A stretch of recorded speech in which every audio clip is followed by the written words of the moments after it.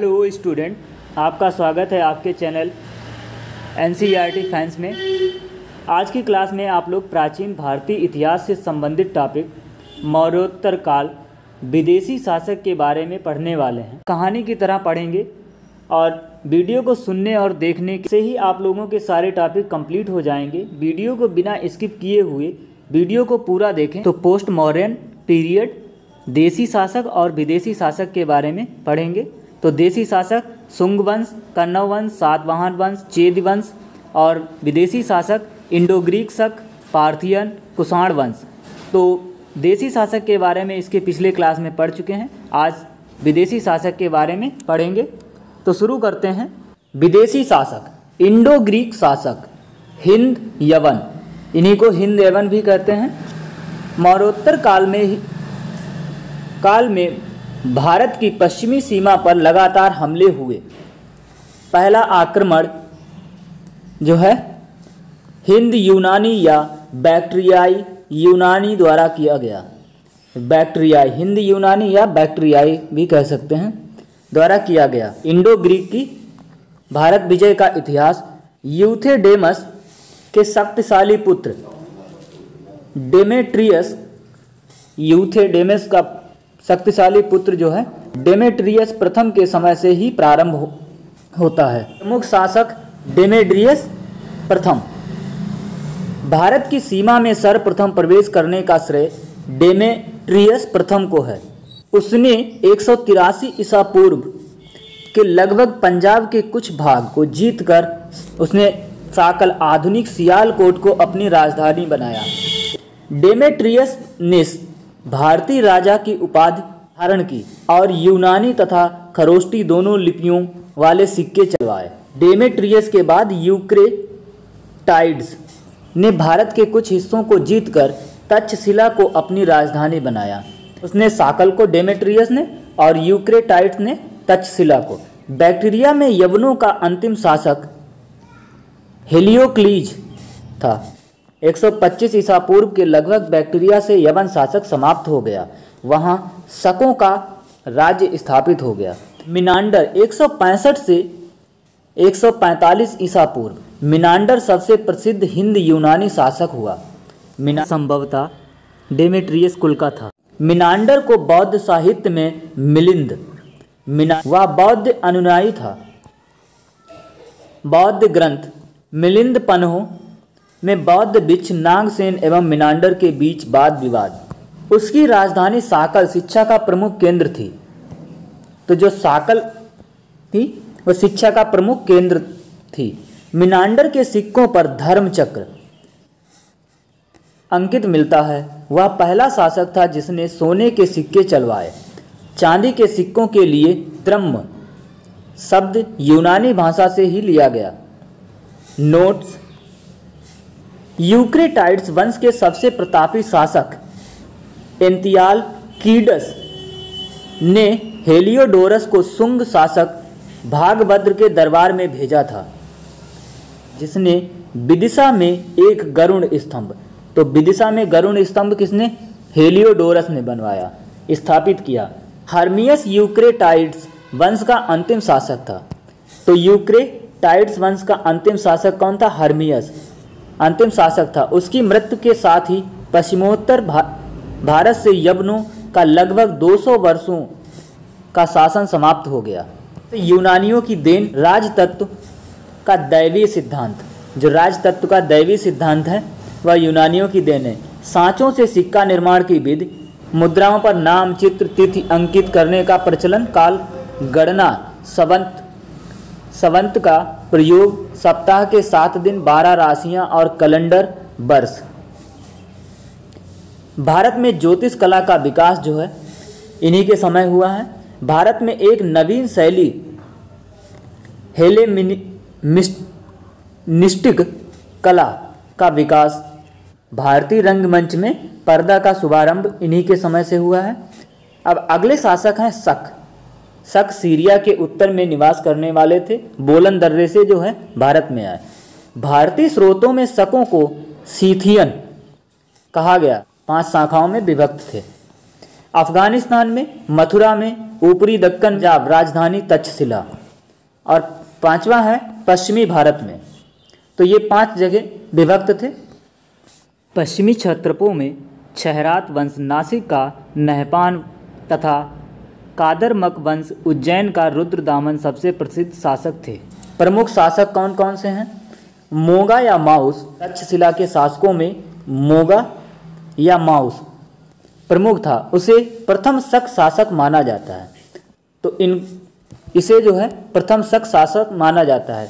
उसके अनेक सिक्के प्राप्त हुए, इसके जो है अनेक सिक्के प्राप्त हुए। इसके बाद में है नहपान। महाराष्ट्र के पश्चिमी क्षेत्र के शक शासकों में क्षहरात वंश का नहपान सबसे प्रसिद्ध था। नहपान जो है क्षहरात वंश का सबसे प्रसिद्ध राजा था। सातवाहन शासक गौतमी पुत्र सातकर्णी से वह पराजित हुआ। नहपान के सिक्कों पर उसके लिए राजा संबोधन, तो इसके सिक्के अजमेर से नासिक तक मिलते हैं। शासक कौन था? रुद्रदामन। भारत में शकों का सर्वाधिक प्रसिद्ध राजा रुद्रदामन प्रथम 130 ईस्वी से 150 ईस्वी हुआ। उसके राज्याधिकार में सिंध, कोंकण, नर्मदा घाटी, मालवा, काठियावाड़ और गुजरात का एक बड़ा भाग था। रुद्रदामन ने सुदर्शन झील जो है कहाँ है? गुजरात में। इसका जीर्णोद्धार किया। यह बनी कब थी? मौर्य काल में। मौर्य काल में इसका निर्माण हुआ था। उसके समय सौराष्ट्र प्रांत का शासक सुविशाख था। इस समय इसके समकालीन जो है सौराष्ट्र का शासक जो है सुविशाख था। रुद्रदामन संस्कृत का बड़ा प्रेमी था। विशुद्ध संस्कृत में जूनागढ़ अभिलेख जो है रुद्रदामन ने संस्कृत में लिखवाया। नोट, इस वंश का अंतिम शासक रुद्र सिंह तृतीय था। इस वंश का अंतिम शासक जो है रुद्र सिंह तृतीय था। गुप्त शासक चंद्रगुप्त द्वितीय या विक्रमादित्य, गुप्त शासक चंद्रगुप्त द्वितीय या विक्रमादित्य ने उसे पराजित कर पश्चिमी क्षत्रपों के राज्य को अपने साम्राज्य में मिला लिया। अब अगला वंश है पहलव वंश या पार्थियन साम्राज्य। पार्थियन लोगों का मूल निवास स्थान ईरान था। तो यहाँ से प्रश्न बन सकता है पार्थियन लोगों का मूल निवास स्थान क्या था? ईरान था। पश्चिमोत्तर भारत में शकों के आधिपत्य के बाद पार्थियन लोगों का आधिपत्य हुआ। भारत में पार्थियन साम्राज्य का वास्तविक संस्थापक किसे माना जाता है? मिथ्रेडेटस प्रथम। मिथ्रेडेटस प्रथम 171 से 130 ईसा पूर्व था। पहलव वंश का सर्वाधिक शक्तिशाली शासक गोंडो फर्नीज 20 से 41 ईस्वी तथा खरोष्टी लिपि में उत्कीर्ण तख्ते वही अभिलेख में इसे गुदुबहर कहा गया है। फारसी में उसका नाम बिल्दफर्ण है, जिसका अर्थ है यश विजयी। तो इस साम्राज्य का जो है अंत कुषाणों के द्वारा हुआ। अब अगला वंश है कुषाण वंश। पार्थियन शासक का अंत कर स्वयं कुषाणों ने, इन्हें सूची या तोचेरियन या तोखारी भी कहा जाता है।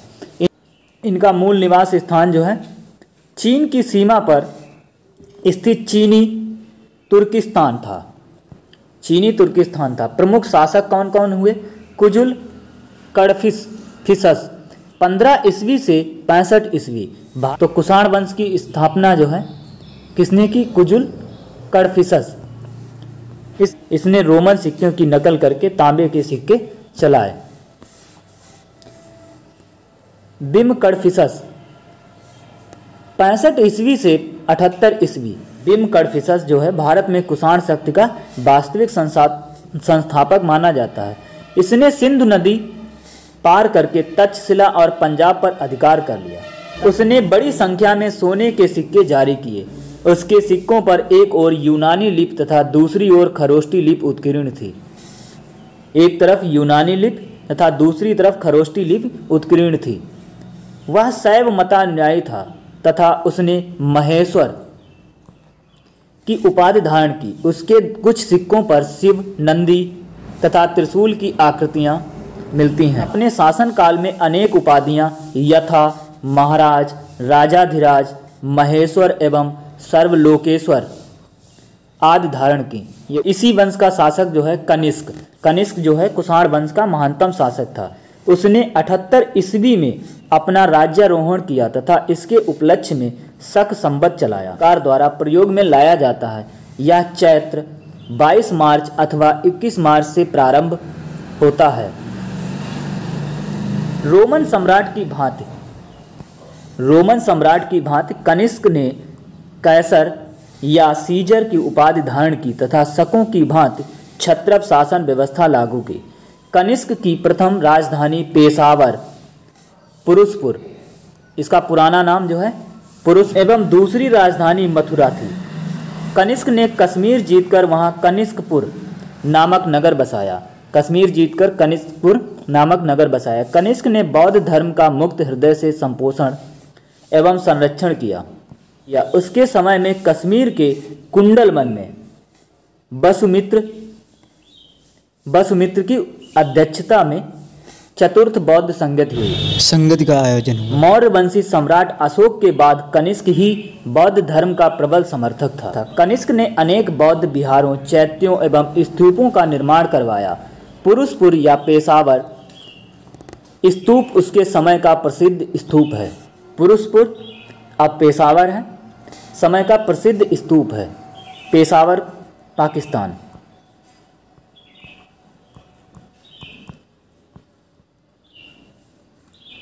पाकिस्तान में। इसके दरबार में पार्श्व, अश्वघोष, वसुमित्र तथा नागार्जुन जैसे विद्वान और चर्क जैसे चर्क जो है चिकित्सक विद्वान थे।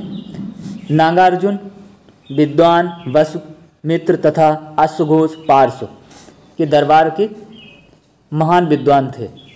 कनिष्क कला एवं संस्कृत का महान संरक्षक था। उसके समय में मूर्ति कला की गांधार एवं मथुरा शैली का जन्म हुआ। इसी के समय गांधार एवं मथुरा शैली का जन्म हुआ। चीन से रोम को जाने वाली सिल्क मार्ग का अपना नियंत्रण स्थापित किया। कनिष्क ने पाटलिपुत्र पर आक्रमण कर वहां के प्रसिद्ध विद्वान अश्वघोष, बुद्ध का भिक्षा पात्र और एक अनोखा कुकुट प्राप्त किया। महास्थान बोगरा में पाई गई सोने की मुद्रा पर कनिष्क की एक खड़ी मूर्ति अंकित है। कनिष्क का चीन के शासक पांचाल से युद्ध हुआ था, जिसमें पहले कनिष्क की पराजय हुई तथा बाद में विजय। कनिष्क को द्वितीय अशोक कहा जाता है। कनिष्क को किस उपनाम से जाना जाता है? द्वितीय अशोक के नाम से भी जाना जाता है। यह संभवतः रुद्रदामन द्वारा पराजित हुआ और मालवा शकों के हाथ में चला गया। जो कनिष्क कुल का अंतिम महान सम्राट वासुदेव था। नोट: कनिष्क के दरबार में प्राप्त विद्वान अश्वघोष वह चतुर्थ बौद्ध संगत का उपाध्यक्ष तथा उच्च कोटि का साहित्यकार था। बुद्ध चरित्र तथा सूत्रालंकार उनकी प्रसिद्ध रचनाएं हैं। अश्वघोष ने क्या लिखा? बुद्ध चरित्र एवं सूत्रालंकार उनकी प्रसिद्ध रचनाएं हैं। नागार्जुन वह दार्शनिक व वैज्ञानिक था। उसकी तुलना मार्टिन लूथर से की जाती है। उन्होंने अपने ग्रंथ आध्यात्मिक सूत्र में सापेक्षता के सिद्धांत का प्रतिपादन किया था। तो सापेक्षता के सिद्धांत का प्रतिपादन जो है किसने किया था? नागार्जुन ने किया था। वसुमित्र बौद्ध संगीत के अध्यक्ष थे। उन्होंने प्रसिद्ध ग्रंथ महाभाष्य शास्त्र की रचना की, जो बौद्ध जातकों पर टीका है। बौद्ध धर्म का विश्वकोश कहा जाता है। तो यहाँ से प्रश्न बन सकता है, बौद्ध धर्म का विश्वकोश किसे कहा जाता है? तो महाविभाष्य शास्त्र को बौद्ध धर्म का विश्वकोश कहा जाता है। चर्क आयुर्वेद के आचार्य कनिष्क के राजवैद्य थे। आयुर्वेद के ये आचार्य थे और कनिष्क के राजवैद्य। मौर्योत्तर कालीन प्रशासनिक व्यवस्था कैसी थी? चीनी शासकों के अनुरूप कुषाण राजाओं ने मृत राजाओं की मूर्तियां स्थापित करने के लिए मंदिर बनवाने की प्रथा देवकुल आरंभ की। चीनी शासकों के अनुरूप कुषाण राजाओं ने देवपुत्र जैसी उपाधियां धारण की। मूर्ति पूजा का आरंभ कुषाण काल से ही माना जाता है। तो सातवाहन शासकों ने ब्राह्मण एवं बौद्ध भिक्षुओं को पहली शताब्दी ईसा पूर्व में कर मुक्त भूमि प्रदान करने की प्रथा प्रारंभ की। नानाघाट अभिलेख में भूमिदान का प्रथम अभिलेखी प्रमाण मिलता है। तो भूमिदान का प्रथम अभिलेखी प्रमाण कहाँ से मिलता है? नानाघाट अभिलेख में। कुषाणों ने राज्य शासन में क्षत्रप प्रणाली चलाई। कुषाणों ने राज्य शासन में क्षत्रप प्रणाली चलाई। शको एवं पार्थियन ने दो आनुवंशिक राजाओं के संयुक्त शासन की परिपाटी चलाई थी। कुषाण लेखों से पहली बार नायक तथा महादंड नायक पदाधिकारी का उल्लेख मिलता है। कुषाणों ने प्रांतों में द्वैत शासन की प्रणाली प्रारंभ की। आर्थिक व्यवस्था कैसी थी? मुद्राएं, सोने का सिक्का निष्क स्वर्ण, चांदी का सिक्का शतमान, तांबे का सिक्का काकड़ी। तो ये सोने का सिक्का जो है निष्क या स्वर्ण, चांदी का सिक्का शतमान, तांबे का सिक्का जो है काकड़ी नाम से चलता था। हिंद एवं शकों ने सर्वप्रथम सोने के सिक्के चलाए। शकों ने सर्वप्रथम सोने के सिक्के चलाए। उनके सिक्कों पर द्विभाषिक लेख होते थे। एक तरफ यूनानी भाषा यूनानी लिपि में तथा दूसरी तरफ प्राकृत भाषा खरोष्टी लिपि में। कुषाण शासकों ने सर्वाधिक शुद्ध सोने के सिक्के चलाए।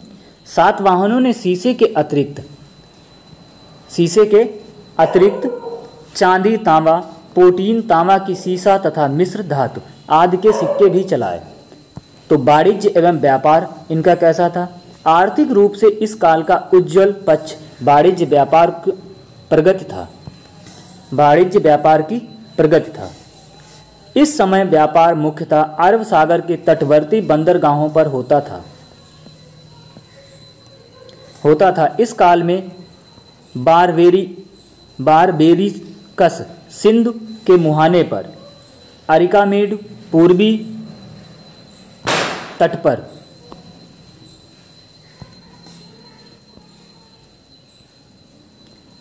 पर, बेरी गाजा या भड़ौच जो है गुजरात, पश्चिमी तट पर आदि महत्वपूर्ण बंदरगाह थे। तो इस कुषाणों ने चीन से ईरान तक तथा पश्चिम एशिया तक जाने वाले रेशम मार्ग पर नियंत्रण कर रखा था। रेशम मार्ग आय का बहुत बड़ा स्रोत था। प्रथम शताब्दी ईस्वी में अज्ञात यूनानी नाविक ने अपनी पेरिप्लस ऑफ द एरिथ्रियन सी नामक पुस्तक में भारत द्वारा रोम को निर्यात की जाने वाली वस्तुओं का विवरण दिया। पश्चिम के लोगों को भारतीय काली मिर्च या गोल मिर्च इतनी प्रिय थी कि संस्कृत में काली मिर्च का नाम यवन प्रिय पड़ गया। नोट: ईसा की पहली सदी में हिप्पालस नामक ग्रीक नाविक ने अरब सागर से चलने वाली मानसून हवाओं की जानकारी दी। शिल्प एवं उद्योग कैसा था? व्यापार एवं विनिमय में मुद्राओं का प्रयोग मौर्योत्तर युग की बड़ी देन है। इस काल का प्रमुख उद्योग वस्त्र उद्योग था। साटक नामक वस्त्र के लिए मथुरा, रेशों से बने वस्त्र के लिए मगध, मलमल के लिए बंग एवं पुंड्र क्षेत्र तथा मसालों के लिए दक्षिण भारत प्रसिद्ध था। तो इनकी सामाजिक व्यवस्था कैसी थी? मौर्योत्तर काल में परंपरागत चारों वर्ण ब्राह्मण, क्षत्रिय, वैश्य और शूद्र मौजूद थे, किंतु शिल्प एवं वाणिज्य में उन्नति का फायदा शूद्रों को मिला। मौर्योत्तर काल में ही शैव धर्म के अंतर्गत पाशुपत संप्रदाय का विकास हुआ, जिसके प्रवर्तक लकुलिस पाशुपत संप्रदाय का जो है लकुलिस को माना जाता है। इस काल में भागवत धर्म का विकास हुआ, जो वैष्णव संप्रदाय से जुड़ा था। कृष्ण के उपासक भागवत कहलाए। सातवाहन शासकों के नाम का मात्र प्रधान होना स्त्रियों की अच्छी दशा को दर्शाता है। स्त्रियों धार्मिक कार्यों में पति के साथ भाग लेती थीं, कभी कभी वे शासन कार्यों में भाग लेती थीं। धार्मिक व्यवस्था कैसी थी? भक्ति का विकास इस काल के धर्म की प्रमुख विशेषता है। बाद में भक्ति के साथ अवतारवाद की परिकल्पना भी जुड़ गई। अवतारवाद के साथ साथ मूर्ति पूजा भी की जाने लगी। मौर्योत्तर काल में बौद्ध धर्म और उसकी महायान शाखा का सर्वाधिक प्रचार प्रसार हुआ। मौर्योत्तर काल में महायान शाखा का जो है सर्वाधिक प्रचार प्रसार हुआ। बौद्ध धर्म में मूर्ति पूजा आरंभ हुई एवं इसका प्रचलन ब्राह्मण समुदाय में भी हुआ। संभवतः भारत में सबसे पहले बुद्ध की मूर्तियों की पूजा की गई महायान शाखा द्वारा। संभवतः सबसे पहले बुद्ध की मूर्तियों की पूजा की गई महायान शाखा द्वारा। कला एवं संस्कृति। मौर्योत्तर काल में कला का आधार मुख्यतः बौद्ध धर्म ही रहा। इसके शासन काल में कला के क्षेत्र में दो स्वतंत्र शैलियों का विकास हुआ, एक गांधार तथा दूसरी मथुरा शैली। गांधार कला ईसा पूर्व प्रथम शताब्दी के मध्य उत्तर पश्चिम में गांधार में कला की एक शैली का विकास हुआ जिसे गांधार शैली कहा गया।